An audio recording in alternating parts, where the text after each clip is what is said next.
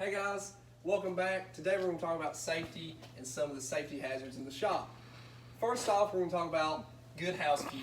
Now you're going to hear that term all the time whenever you get a welding job.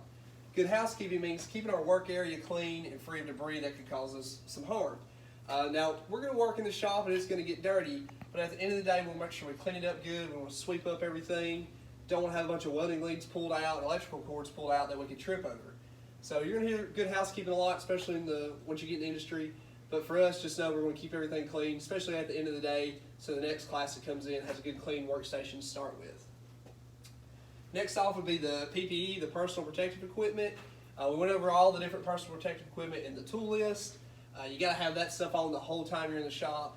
The reason being, there's a lot of hazards going on. You got to have your safety glasses on the whole time to keep UV light, stuff from getting in your eyes. Obviously, you got to have a welding helmet on while you're welding. Don't just want to be squinting or holding your hand up even if you're tacking. Got to have the right clothes, good shoes. Got to have on long sleeves and gloves if we're welding. We know our PPE and what it takes, so let's make sure we got it all while we're working. Next thing would be fire extinguishers. We have several fire extinguishers all throughout Building 400 here, especially in the welding shop. Each one's labeled with a fire extinguisher sign. There's several of them. Next time you're in the shop, I will gladly show you where they're all at. First aid kit. Our first aid kit's located right here by the water fountain between the two bathrooms in the shop. If you were to get a cut or a burn, we have burn cream, band-aids, bandages. If anything was to go wrong, got the first aid kit here to get you fixed up.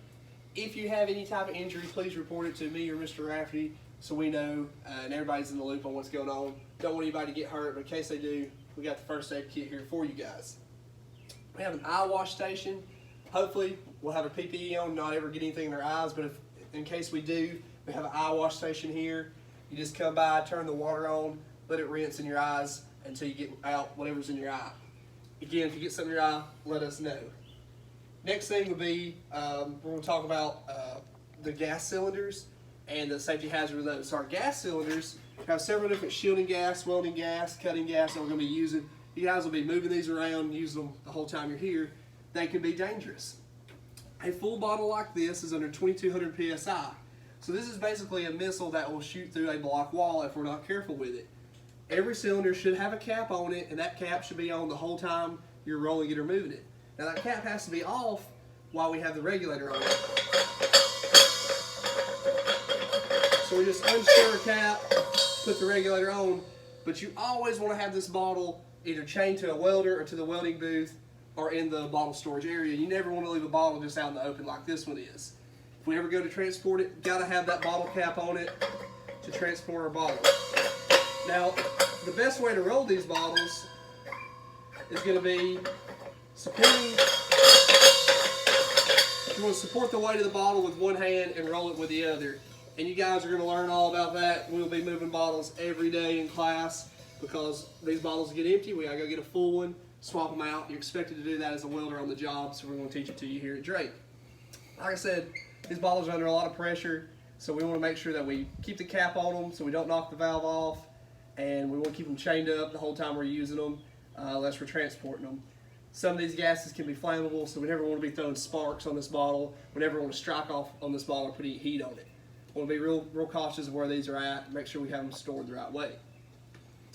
Next thing we're going to talk about is the UV light off the arc rays. So whenever we're welding out here, this arc creates an ultraviolet light, just like what the sun produces, but about 10 times stronger. This will burn our skin, this will burn our eyes, so we got to have the right PPE on. You can actually be welding with a welding helmet, somebody be welding directly behind you, and the light that they produce with their welder could come in, hit your helmet lens, and burn your eyes. That's why it's super important to wear safety glasses the whole time. Those safety glasses will actually block that UV light from coming in, reflecting off your helmet, hitting your eyes. If we're just walking through the shop, somebody's welding in the corner, that UV light will bounce off your glasses and not burn your eyes if you have on the proper safety glasses. So, got to make sure we have all the PPE. The arc rays will burn you. It's 10 times worse than a sunburn, so got to make sure we have the PPE on.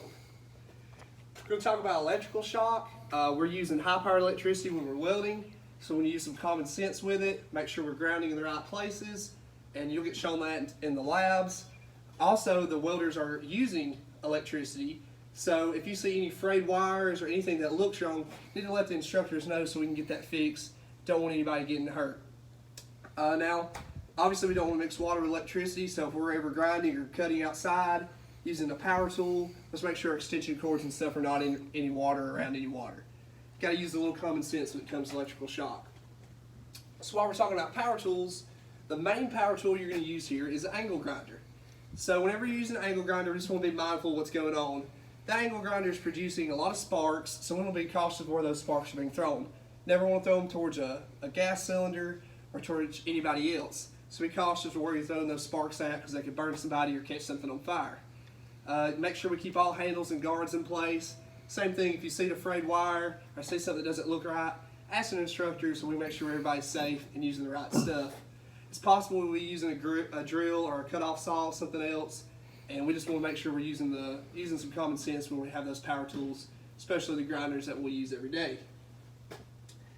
And so that's going to be pretty much it on all the safety aspects. There is some specialty tools here, a shear, and we have a bandsaw and an iron worker that we'll get hands-on and show you the safety aspects of those. They have some pinch points and some dangers to them. We'll make sure you guys can see those in person before we use them. That's going to be it for all the safety stuff here at the Drake classes.